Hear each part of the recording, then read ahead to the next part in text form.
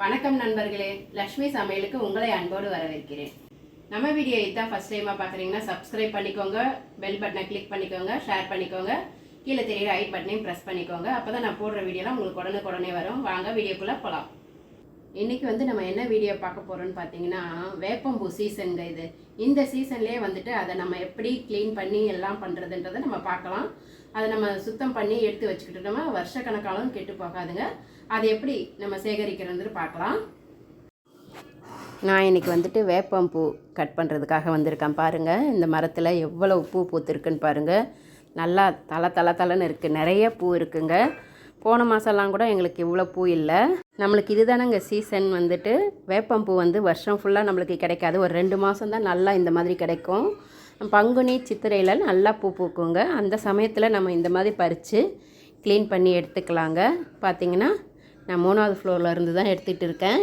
ஏன்னா இங்கேருந்து பறிக்க தான் எனக்கு ஈஸியாக இருக்குது, கீழே எட்டாது. அதனால தான் நம்ம இந்த மாதிரி நிறைய இந்த சீசனில் இந்த மாதிரி கிடைக்கும்போது நம்ம எடுத்துக்கலாங்க.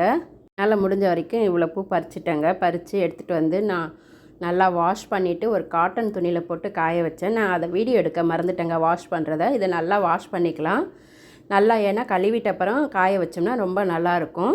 அந்த காட்டன் துணியில் காஞ்சிட்ட பிறகு அந்த மாதிரி இந்த ஒரு தட்டில் போட்டுட்டு நம்ம இந்த மாதிரி பறித்து காய வச்சுக்கலாங்க. ஒரு தட்டில் நம்ம வெயிலையும் காய வைக்கலாம். நான் வெயிலில் காய வைக்கலைங்க. ஏன்னா நான் இந்த மாதிரி எடுத்து வச்சுட்டு நான் அப்புறம் பண்ணலான்னு வெளியே போயிட்டோம். அதுக்கப்புறம் பார்த்தா கொஞ்சம் வீட்லேயே காஞ்சிடுச்சு.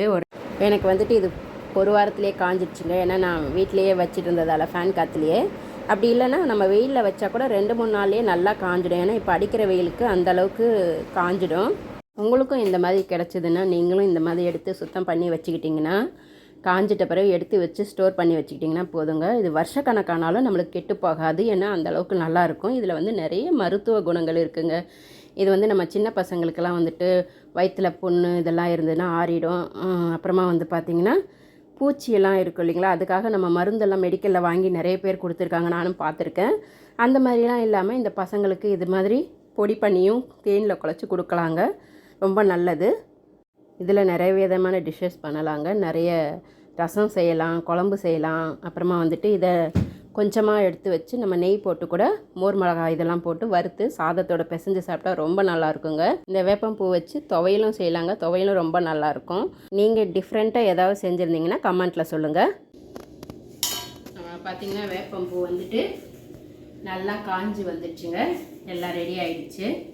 நம்ம இந்த மாதிரி நல்லா காஞ்சிட்ட பிறகு எல்லாம் க்ளீன் பண்ணிவிட்டு நம்ம இந்த மாதிரி பாட்டிலில் எடுத்து வச்சுக்கிட்டோம்னா நம்மளுக்கு எப்போல்லாம் தேவையோ அப்போ நம்ம யூஸ் பண்ணிக்கலாங்க.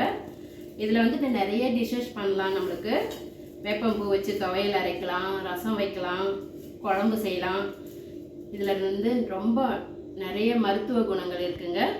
அதனால் உடம்புக்கு ரொம்ப நல்லது.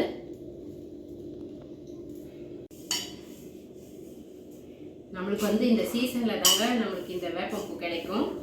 அப்படி இல்லைன்னா கூட நம்மளுக்கு நாட்டு மருந்து கடையெல்லாம் நம்மளுக்கு இந்த மாதிரி பேக்கெட் போட்டு விற்பாங்க. இருந்தாலும் நம்ம வீட்லேயே ரெடி பண்ணுறது ரொம்ப நல்லா இருக்குங்க. பார்த்திங்கன்னா எனக்கு பாருங்கள் எவ்வளோ வேப்பம்பூ கிடச்சிதுன்னு. இதை அப்படியே நம்ம ஸ்டோர் பண்ணி வச்சிடலாங்க. ரொம்ப சூப்பராக இருக்கும்.